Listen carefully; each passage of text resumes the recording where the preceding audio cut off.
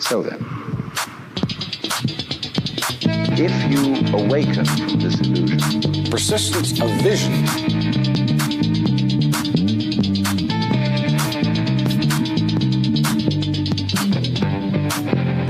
Ladies and gentlemen, what a pleasure it is to welcome you to the Persistence of Vision podcast, where we inspire conversations with talking about books. Lance Fever Myers, what have you to say for yourself? I say hello to you for tuning in. Thanks. Go to our website. It is POV-Publishing.com. There you can read poetry, essays, comics by world-class artists. You can also listen to podcasts we've done in the past. All the links are there. You can also follow the link to Amazon to buy my book, Why So Much? And what else? Who do we have today? We have Richard Guerrero. Let me tell you about Richard Guerrero, LB. He is a very talented and versatile guest. He's a musician. He was in a band called The Crayons from Corpus Christi. He's currently in a band called Columns. He's a filmmaker.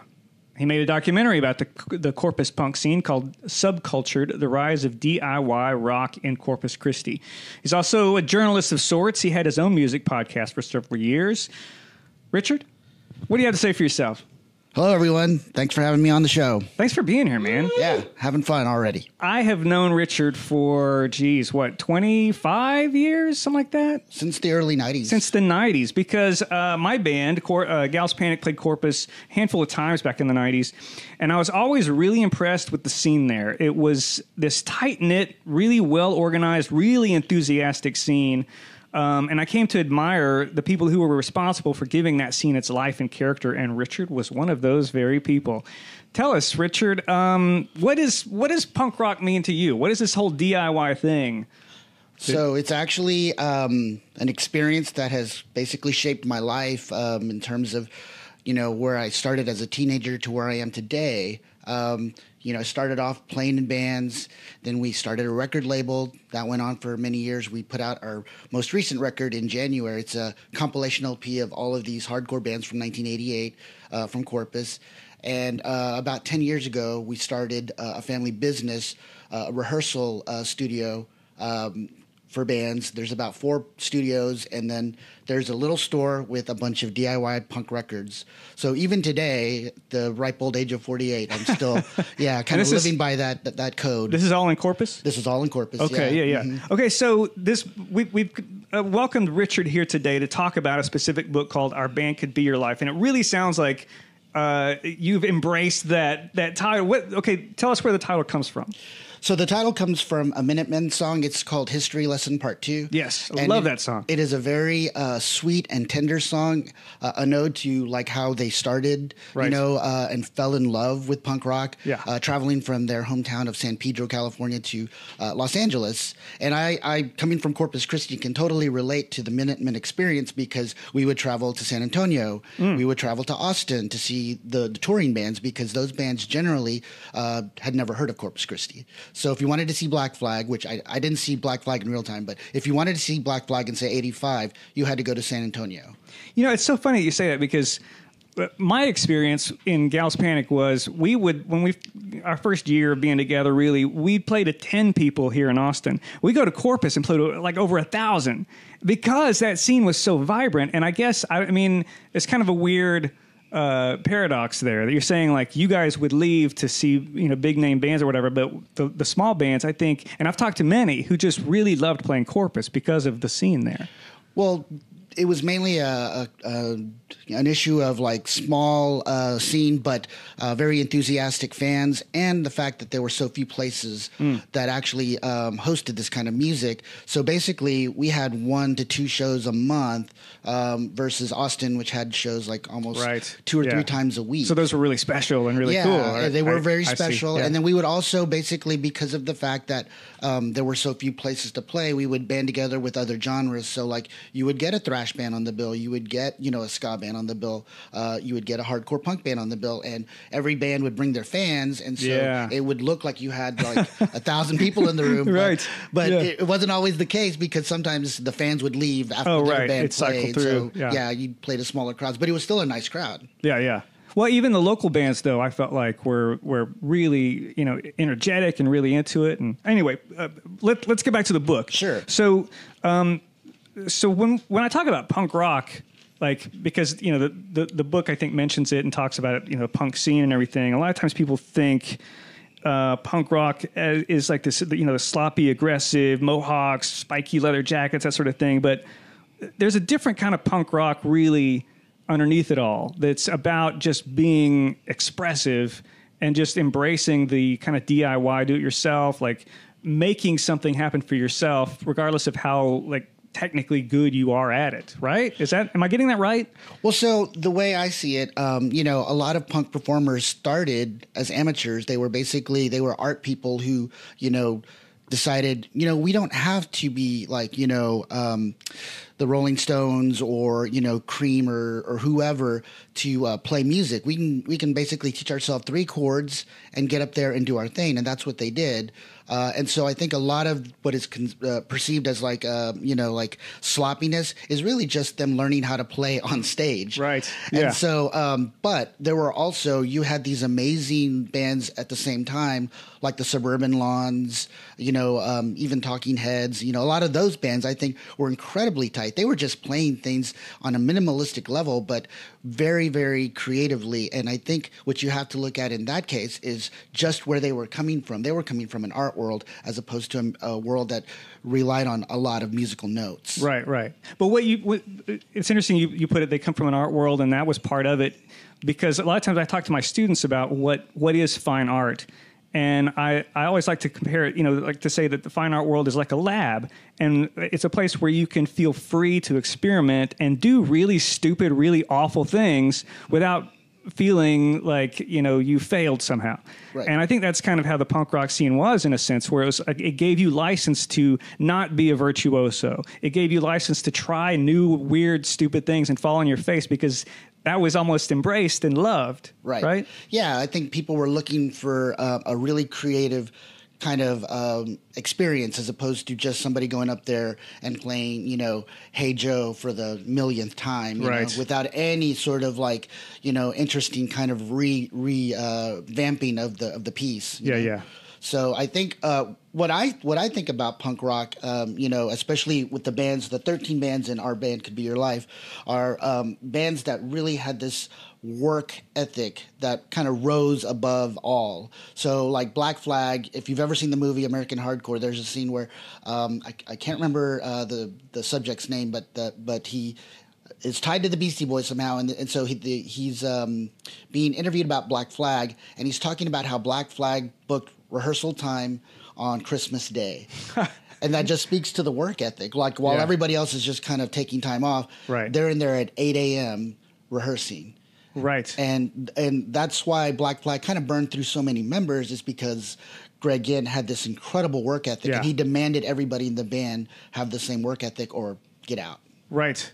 I was going to ask you again about the title, but I think you're explaining it pretty well. Like, Our Band Could Be Your Life, that they lived this, right? Is that what that's about? Oh, right? Absolutely. They lived this. They would go on the road and they would sleep on floors of strangers' homes or apartments. They would live on $5 a day and eat like nachos from 7-Eleven, and sometimes they would share the nachos. They would talk about like, getting a candy bar and breaking it into, thirds or fourths or whatever, just so that everybody had some.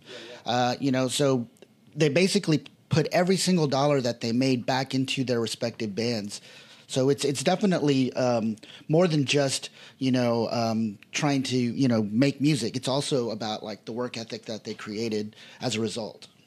So the book is Our Band Could Be Your Life. The author is Michael Azerrad. And the subject of the book, of course, is not punk rock in general, but a little more specific. It's American punk rock from mostly the 80s. And then into the 90s. And the bands that are covered are the Butthole Surfers, Mission of Burma, the Minutemen, Black Flag, Husker Du, Minor Threat, The Replacements, Sonic Youth, Big Black, Fugazi, Mudhoney, Beat Happening, and Dinosaur Jr.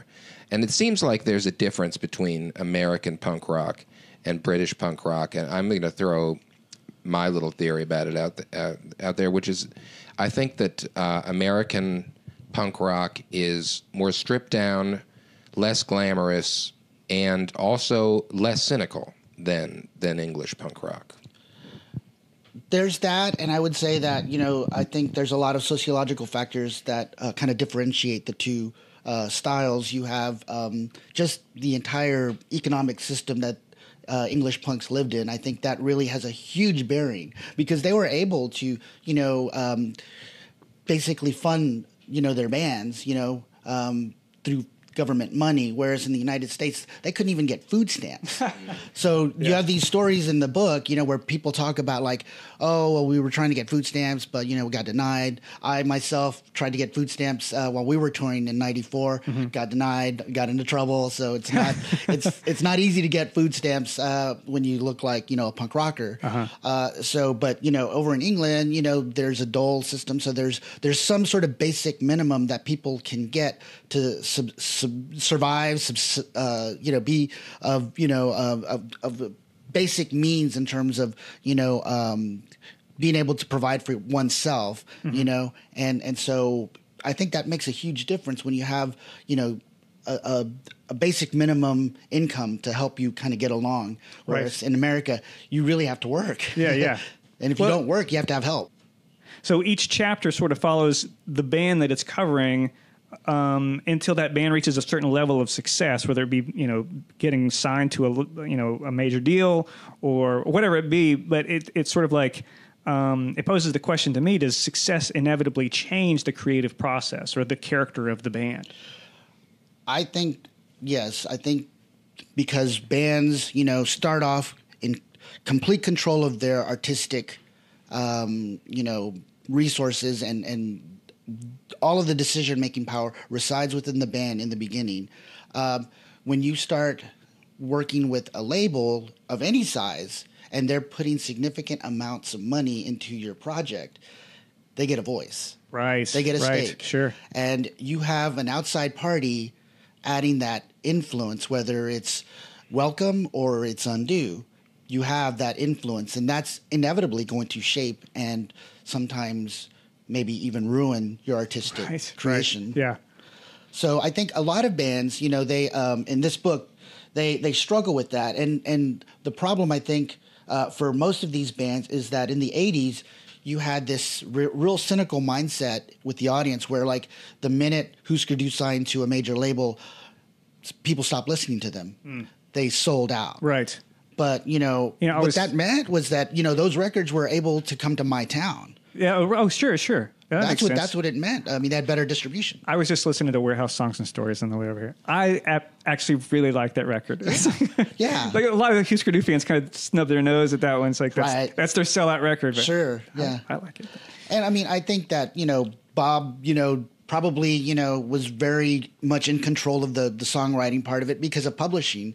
He wanted, the lion's share of the money. And it's like, there's a lot of infighting with bands in terms of like publishing because that's really where the money is, especially, if you're not making anything off of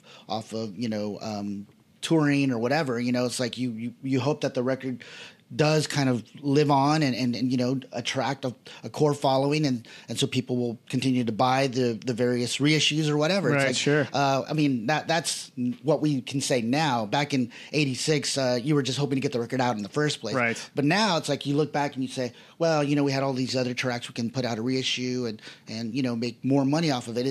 It has a longer shelf life now that we know what we can do with things and that there is a market for that kind of all of the warts and all kind of releases. Yeah.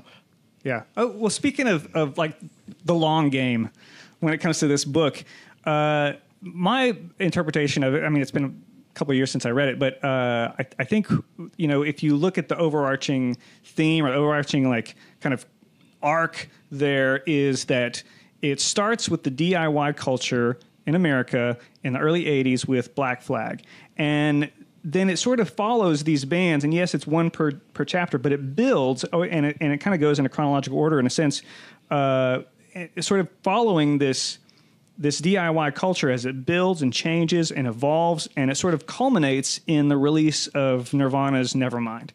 And it sort of makes several comments about, the business growing around it and that sort of thing. What are your thoughts on that characterization of the scene growing that way? And that saying that Nirvana's Nevermind is like the pinnacle there. So I came of age in around, I guess, like 1985 is when I first really, truly started to accept punk as something that I could, become interested in.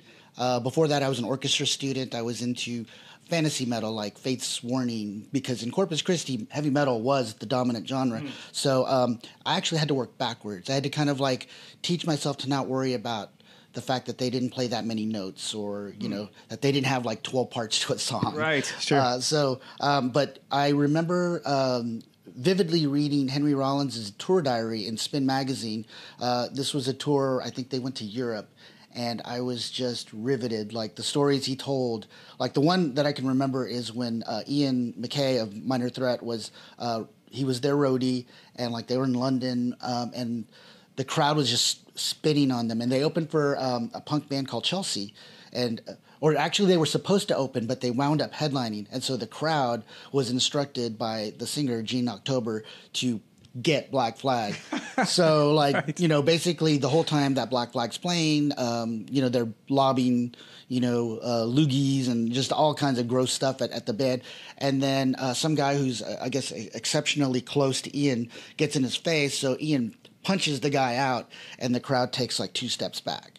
And at that point, you establish respect. So that was like a very powerful thing. I was like, what kind of bands get spit on, and why would you accept that as even? I would just walk off. And that was my mindset. The audience is supposed to clap, not spit on you. Right. So I was like 14 years old when I read that. But that opened my mind up into a whole new world of like, artistic, sensibility. And also the fact that certain people are willing to accept so much more just to be recognized for what they're doing. Mm-hmm. You know what's interesting to me, and I'd never thought of it this way. I'm a big CCR fan, and I'd never really thought of these bands, these punk bands, idolizing Creedence Clearwater Revival in the way that they did, even so far as to say that like the flannel shirts that became the trademark of the grunge scene were like kind of influenced or taken from the CCR days, right? Right. Well, and that speaks to the Minutemen. They adored Creedence Clearwater Revival. Yeah. And so they dressed like them, and that sort of thing. Green River, right? Yeah, that was the name of the band. Yeah, it like became and of course, Pearl Jam or something, right? Yeah, Green River had, I think, Mark Arm from Mudhoney. You'll have to fact check me because right. A lot of this info I haven't thought about in 20-something years. Yeah. But and so CCR bands like that are kind of like the DNA for some of these bands, which they were already working at a higher level than people who came from the art world, because like the Minutemen were working class guys. Mm-hmm. So they came from a whole other place. They weren't artists. They were more about like coming from the docks and places where, people did hard industrial work. American Oi. So yeah. Well, but they were liberals. They were definitely left-leaning guys. Sure. They had songs like "Working Men Are Pissed." That's like a wonderful song about the working class. They had songs that just are kind of common knowledge now. It's like Corona. Was used by the Jackass TV show. So I mean, they have all of these wonderful songs.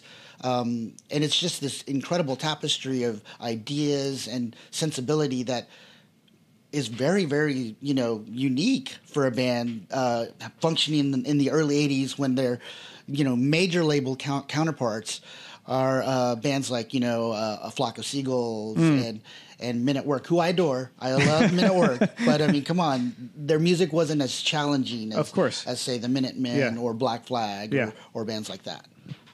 Yeah, I was going to say the probably the most shocking revelation in the entire book for me was that the guy who started Black Flag was a Deadhead, a huge Grateful Dead fan, and been to, he said he went to 75 shows or something. I was just like, are you kidding me? No, that's very true. And they were also very big into Black Sabbath. Oh, right. So there's a story, I think it's in the Henry Rollins book, Get in the Van, where they talk about just being totally turned off from the hardcore scene. They were done with it. So basically, ZZ Top's Eliminator record had come out, so they had a cassette.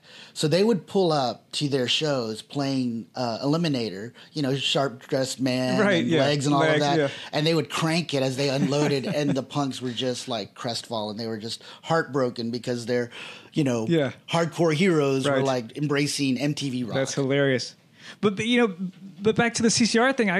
After reading the book, I went back and listened, and then call me crazy, I can totally hear in Soundgarden, like Chris Cornell's voice is a John Fogerty voice in a sense, you know. But anyway, we all have the bits and pieces that we kind of borrow from a wide range of art, and that's what makes music interesting. Is you can cherry pick your influences and create a whole new sound by being very selective with your sources.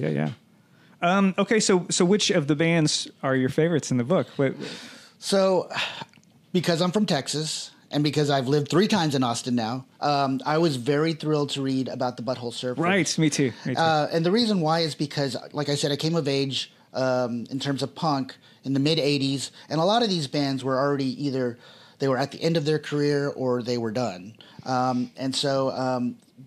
Well, not done, but I mean, a lot of them were like kind of moving on into different sounds, I guess, or different projects.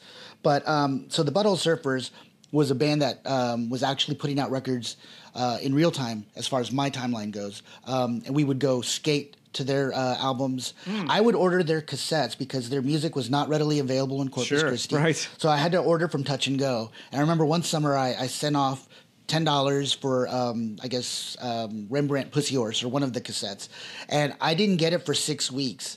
And so my mom had sent a follow-up letter saying, I am going to contact the Better Business Bureau and all of this. And so somebody from the label wrote back, a nice little note. Sorry, it's so late. We were on tour in Europe and we had nobody to send our mail. Wow, that's great. That's great. So, I remember kind of hearing all of these crazy stories about this band that would have medical films playing in the background and they would blow stuff up and shoot guns off, and so that band came with so much hyperbole that you didn't know what was real. So to actually have a chapter in a book where they lay it out, and it seems pretty much like they're being fairly straightforward with their history. Oh yeah.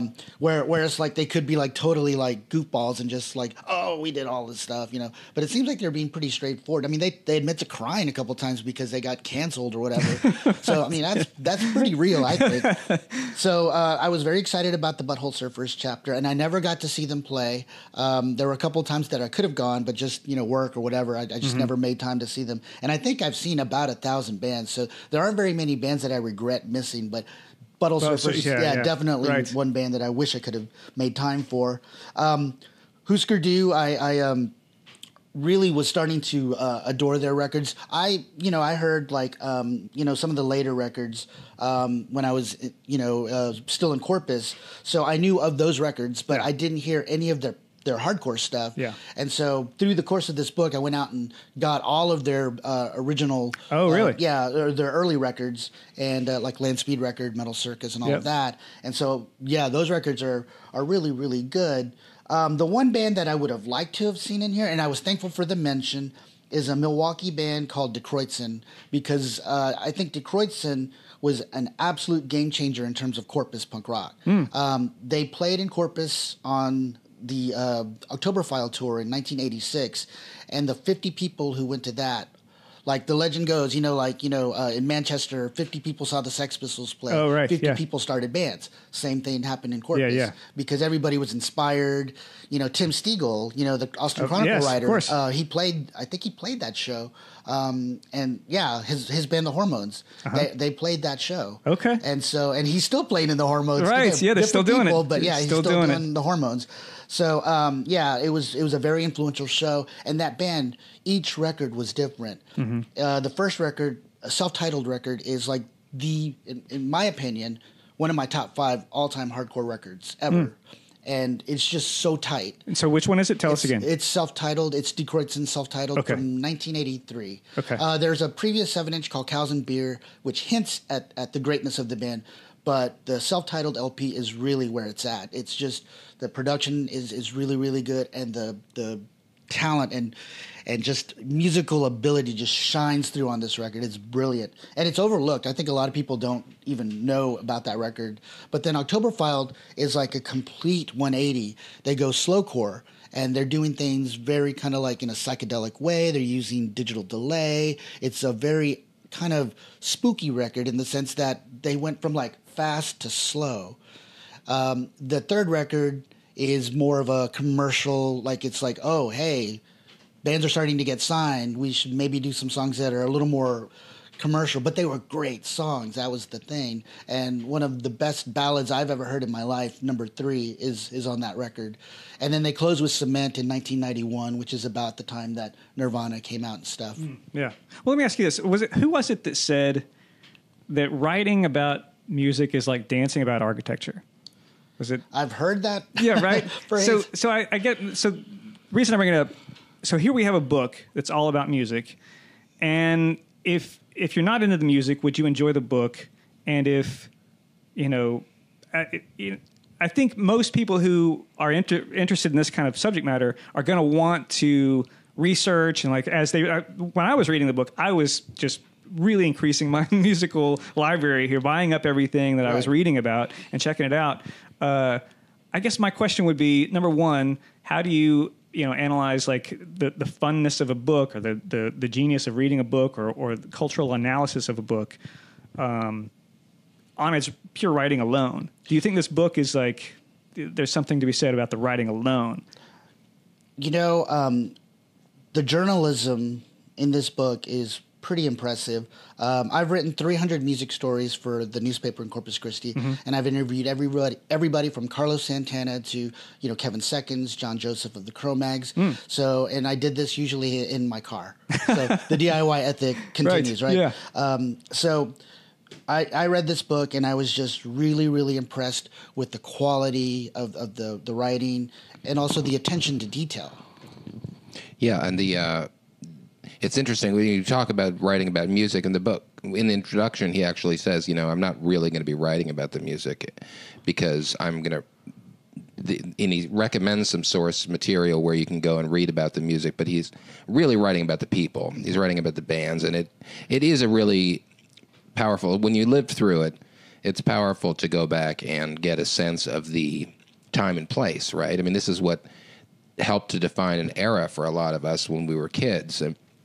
And I was just in the parlor last night at Austin, Texas pizza restaurant and bar, and the walls were plastered with these bands. I mean, you mentioned Kevin Seconds. There's a 7 Seconds poster on the wall, and someone had scrawled, "Ask Kevin Seconds about his white power tattoo." And I just thought, I don't know if he really has a white power tattoo, but it's interesting that this is decades later, and people are still like really up in arms about whether this guy is a good guy or not, And, I remember when I was a kid, my friends and I were obsessed with this kind of music, and we were particularly obsessed with a single question, with whether someone was a poser or not, and what it meant to be a poser. And how could you tell the difference between someone who is just really into the stuff and was a poser? So let me ask you that. What do you think? What makes a poser, and what separates a poser from a punk? So I guess I would say that, I was probably a poser for a while because I came from the metal world, and I didn't have a lot of money to buy the records, and we didn't have access to good record stores. We had some decent record stores, and they carried some of the basic, titles. But, if you wanted something really obscure, you had to go to Austin or Hog Wild in San Antonio. So I didn't know a lot of stuff in the beginning. I would read Maximum Rock and Rolls that were 3 years old. So my knowledge was dated, There was no internet. So there was no way to verify these stories. People would say things, and, you would carry these kind of like myths with you forward. And then you come to a place like Austin where people were there, and they'd say, "What are you talking about? Who told you that?" Yeah. And I'm like, "Oh, well, this other guy told me that." And they're like, "Well, I was there. That did not happen." Interesting. So yeah, we would operate on all of this misinformation because we had no way to fact check things. It's so funny. I think back to those days and wonder, how did I even know shows were going on? And I think of, for example, when I went off to college in Nebraska, and I lived in this tiny little shit town and we would drive to Lincoln, the college town, for to buy records. And it was there. They had at the record store. They had a bulletin board. And that's where people put their flyers up, and that's how we found out about shows. And then we'd come back and buy the tickets to the shows, and then we'd come back and go to the shows. And it felt to me like that was like the meeting place of ideas and information was these record stores, these little indie record stores. Absolutely. It was such a strange time, like when I think compared to what kids are doing now, like how much information you can have. But back then it was like you make your pilgrimage to the closest town that actually had a record store where you could buy these things. Right. There's a story in the book, in the Husker Du chapter, where they talk about putting out the double LPs in arcade, and they sold 3,500 copies of that double LP within like a month. But they were touring, and so they would get to a town, and there were no copies to be sold. So they would do in-stores play and would not have any merch to sell. Right, yeah. So they were extremely frustrated with the lack of support. And that's why they signed to a major label, or one of the reasons why they signed is because they couldn't get their records in the hands of the fans that really wanted those records. Yeah. Well, I think the thing that I've, here I am, like you said, I mean, I'm pushing 50 and I'm still so inspired by this kind of thing, this kind of like DIY culture. I mean, LB and I started our own publishing company, like for that very reason, because it's like, I wanted the experience of writing and putting it out there and having people read it. And, rather than wait around for somebody else to do it, we did it. And so there's still some of that ingrained in me. It sounds like there's a lot of it still ingrained in you. There's a lot to be, even though we have the internet, I think sometimes because we have the internet, we have to actually embrace this even more. Tell me about, okay, that's a good question. I think, how do you think the internet has changed this, and how do you think the lessons in this book can be applied today? So the internet basically made the whole process of, kind of information consumption, it basically shrank it down, considerably. So like, a kid could decide he's going to get into punk rock, and within the space of a week, basically go from Sex Poser Pistols, Sex Pistols to Spaz in the 90s and move forward into the more modern age, Perfect Pussy and bands like that. It's like you can do all of that very quickly now, whereas we were living it in real time, kind of trying to get up to speed with the history, with the ancient artifacts, but at the same time, there were still bands that were putting out pretty decent records in the late 80s. So you had, records to kind of keep everything going. There's a really great band from Sweden that I thought, should have been a lot bigger. They were called Union Carbide Productions. And those records, I have since tracked them down, and they are among some of my favorite records. The fact that they put out this one record called In the Air Tonight, which is a reference to the Union Carbide disaster in India, Bhopal, India, just speaks volumes about, what they were trying to do. They were really trying to kind of not only write amazing music, but also kind of, reference modern things and really kind of keep you intellectually connected to the wider world.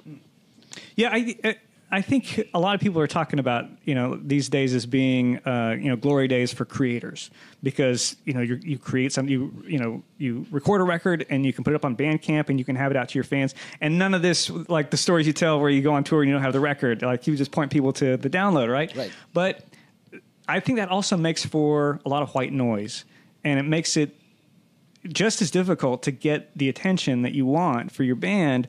As far as like even booking a band, everyone works through email nowadays, and it's super easy to ignore an email. It's super easy for it to go to spam.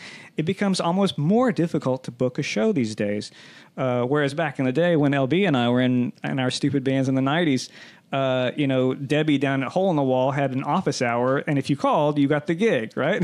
Awesome. You're responsible enough to remember when her office hours were and call her, So it feels like it's not necessarily the opportunities are not necessarily greater. They're just very different.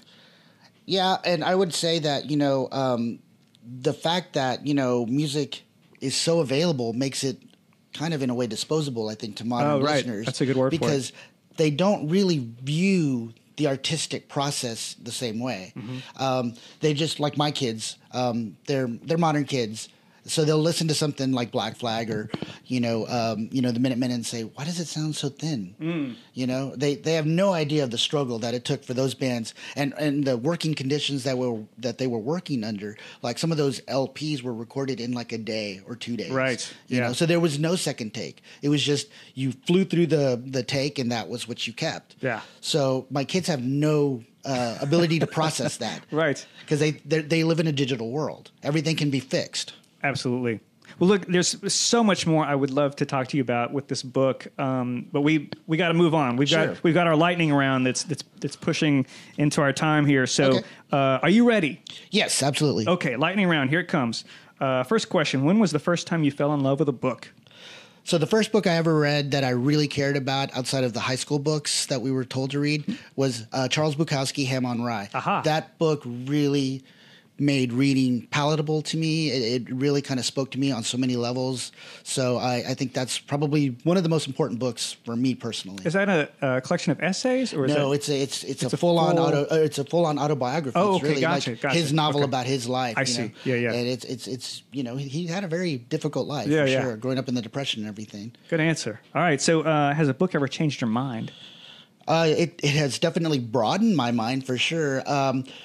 So I don't know that I can say that I've ever changed my mind because of a book. I've definitely had some, kind of interesting, thoughts about what the subject matter was trying to say to me and whether I agreed with it or disagreed with it. But I can't really think of a time where a book actually changed my mind. There were a few times in this book where I kind of felt like there were some missed opportunities to talk about maybe some of the lesser bands in the scene that were, still very, very vital and important. Gotcha. Okay. Has a book ever changed your life? Yeah, I would say that, Ham on Rye was definitely one of the, yeah. because I mean, prior to that, I didn't drink alcohol, and so I was starting to drink. It's a bad influence, right? No. But what I mean is like, the fact that this guy was like kind of writing about life from a very impoverished kind of way, and still just having these really lucid observations and everything. Yeah. As a kid, I was taught that alcohol was like a very demonic thing, and of course, coming through the punk scene with Minor Threat and the straight edge right. scene. Yeah. Half of my band, the Crayons, when we were in high school, we were straight edge, and the other guys were not. Oh, is that right? So we actually the reason we were going to play with Youth of Today in the Valley in '88, and the reason that I chose to play with Fang instead was because I was afraid that the drunk guys or the guys who drink in the band would get us into trouble with Ray of Today, and great. he looked like a scary guy to me, so I didn't want That's any hilarious. trouble with those guys. Yeah. Well, it's like what Hemingway said: write drunk, edit sober. Yeah, exactly. I think there are a lot of people who kind of live that creed. Has a book ever made you cry? Yes. Gosh, I'm trying to think of an example of that. There's a couple of Bukowski stories, short stories, where he really is saying poignant things. I think The Most Beautiful Woman in Town, there's a really nice short story in there. There's various scenes in other books by other writers that I really connect with. So I have a book that I've written that is unpublished. And so the ending, when I wrote that ending, I really was like, oh my gosh, I was like really moved by the ending. So, I think it's just if you're really in touch with what you're doing, creatively speaking, I think you can be even moved by your own work. I like that. Was it a novel or was it short story? Yeah, it's a novel, and it's fictional. Yeah, it's fictional loosely. There's some biographical elements in it. Of course, for sure. Okay, fantastic. You ever going to release it? I am thinking about it. Yeah, I'm really busy with work and I'm trying to be a great co-parent. So spent a lot of time on the road coming back and forth between Corpus and Austin. Gotcha. Okay, so name a book that you've read more than once. So I have read this book. After I read the book from page, cover to cover the first time, I would go back and read various chapters, just because I favored some bands more than others. Like I was really, really big on Big Black in high school because of Thrasher magazine. Thrasher was, very, very influential in addition to Maximum Rock and Roll. And so Big Black was a huge band. The Skaters loved Steve Albini and his work. So I definitely read that book or this book a couple times, at least various chapters of it. Henry Rollins' book, Get in the Van, I think I read that a couple times. And then he also had like some of his own books. He had a collection of poems and things. So some of those books came out in the 90s, and I read a couple of those a couple times. Fantastic. All right, so here's the $1 million question. Do you have any poetry committed to memory? No, I don't. I'm sorry. Yeah, well, that's fine. That's fine. You're definitely in the majority here. I think we've only had maybe one or two guests who've actually, had the guts to actually try to recite something with the memory, right?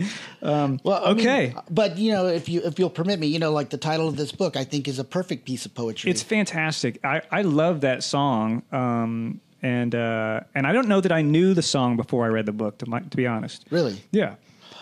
So I have this playlist. It's called The Celebration of Life, and I'm not trying to be morbid, but I want my life or my funeral to be reflective of my life. So I've curated this set list, and it's on there, and it's it in a way it speaks to my life because we were the same way. We were outcasts, and when we'd go to bigger towns, we definitely stood out. We would go to San Antonio, we'd go to Austin, and everybody knew they're not from here. Never seen these guys before.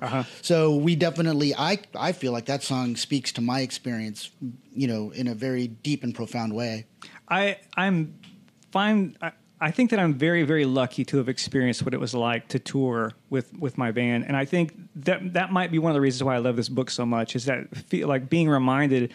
That nostalgia feeling of being on the road and just feeling lost, and you're just doing this thing. You're living for your music and for your band, and there's something just really magical about that. Yeah, I mean, I think the last time we went on tour was in 2006 with Laughingstock, and it's a lot different now to tour. I can imagine. I bet it would be. Yeah. For a lot of reasons. Right. Yeah. But I mean, it's still when you get up there and play and people are coming up to you afterwards and saying, I really like that one song, that is like, that's what it's all about. It's Absolutely. Like connecting, even if it's just with one person, of course. To have that person come up to you and say something nice about your music when they don't have to say anything. That's why we do it, right? Yeah. That's why we do it. Yeah. So your band Columns is recording a new record right now? Yes. As a matter of fact, we have, our own studio. And so like we basically, whenever time permits, work-wise, we come in and we work on tracks. So we actually have a secondary studio here in town. And so we kind of work back and, between both studios back and forth. So when can our listeners hear it? So schedules are really the key thing. John Alanis, our guitar player, is also in another band, a local Austin hardcore band. And so that band is starting to really take off. And I wish I could tell you the name, but they just played I think their second show, maybe their third show. And so they're starting to really kind of, take off. And so they're going to get more active. So that's going to kind of slow our project down a little bit. But he still makes a lot of time for the recording sessions and stuff. However, we do have a show to announce. We're playing Dozen Street on September the 12th. September 12th. And what's the name of the place? Dozen Street. Dozen Street. Yeah. And where's that? East Austin. Okay. I've only been there once. So okay. Dozen Street, September 12th, Columns. That's where you can see them. Check it out. We have something to announce from POV-Publishing. LB has a book, and his release is on September 21st at Malvern Books. Is that right? Yes, 7 p.m., Malvern Books. September the 21st is a Saturday, so you can come and you can be straight edge. Hell yeah. So speaking of straight, what is the name of the book? The book is called The Goddamn Fool. That goddamn fool, and you'd be a goddamn fool to miss September 21st and September 12th. Go see Columns. Richard, thanks so much for coming and talking to us about this stuff. It was a blast. I mean, this kind of stuff is really what I'm still doing. So, yeah, it's always a joy to talk about things that I'm still doing. Awesome. Okay, well, thanks. And thank you for tuning in. We'll see you next time.